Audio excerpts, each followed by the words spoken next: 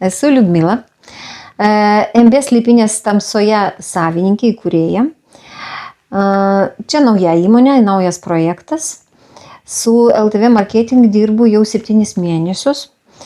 Pradėjome sunkiai. Tiesiai šviesiai sakau, kad buvo labai daug pasiruošimo darbų. Svetainė, tekstai, nuotraukos, mes sutvarkėm visą šitą. Po to jau pradėjome dirbti rimtai ir žinokit, galiu prisipažinti, kad mes pirmą vasarą atidirbom tikrai su rekordais.